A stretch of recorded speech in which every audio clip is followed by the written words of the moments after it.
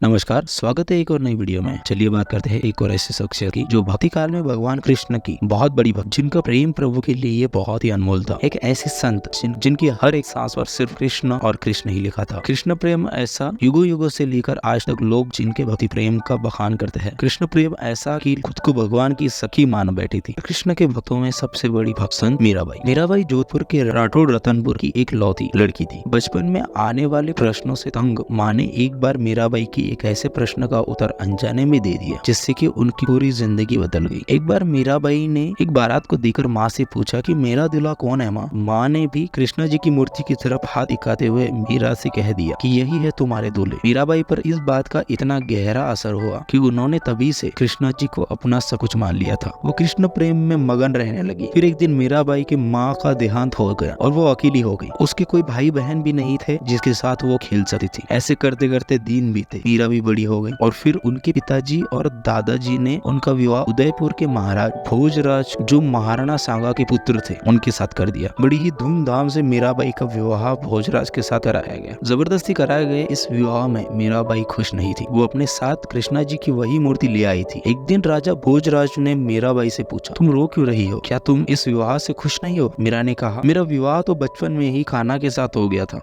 फिर भी मुझे विवाह करना पड़ा। भोज ने इस बात को मजाक में लेकर मीरा को समझाया। मीरा का एक ही कहना था कि मेरे पति सिर्फ कृष्णा ही है। अब बात भोजराज की माँ और बहन तक पहुँच जाती है, लेकिन उनके समझाने के बाद मीरा का एक ही जवाब होता है, मैंने बचपन से ही गिरधर को अपना पति अपना सब कुछ मान लिया था और यही सत्य है। मीराबाई रोज वही मंदिर में जाकर कृष्णा के भजन कीर्तन किया करती थी, जिससे कि बाकी कृष्ण भक्त भी मदमस्त होकर भगवान की भक्ति में लीन हो जाया करते थे। मीरा के नसीब में गृहस्थ जीवन का सुख लिखा ही नहीं था। जल्दी 25 साल की उम्र में कुंवर भोजराज का अचानक देहांत हो जाता है। मीरा के भक्ति के चलते उसे जबरदस्ती राजसभा में लाया जाता है। पति के गुजर जाने के बाद पत्नी को उसके साथ ही सती होना पड़ता और यही सती धर्म है कहकर मीराबाई को सभा में खड़ा कर रखा था। लेकिन मीराबाई जिन्होंने अपना तन मन धन सब कान्हा को त्याग दिया, वही अपना भजन कीर्तन करती रही। मीराबाई के देवर ने उन्हें सती होने के लिए कहा और अपना हार श्रृंगार त्यागने के लिए कहा, लेकिन मीराबाई ने इससे साफ मना कर दिया। मीराबाई भजन गुनगुनाते हुए मंदिर में चली गई और उस दिन से वो वही रहने लगी। परिवार की इज्जत पर दाग लग रहा है। इसी कारण मीरा के परिवार वालों ने उनको पकड़कर नदी में फेंक देने की आज्ञा दे दी, लेकिन जिसकी रक्षा खुद मधुसूदन करते हो उन्हें कौन क्या ही कर सकता है। मीराबाई को एक खरोच तक नहीं आई। उनके ससुराल वालों से उनको बहुत यातनाएं मिली, लेकिन फिर भी मीराबाई कृष्णा का नाम जपती रही। उदाबाई यानी मीराबाई की ननद और उनकी भाई एक षड्यंत्र रचते हैं। एक पिटारे में सांप रखकर मीरा को भेंट स्वरूप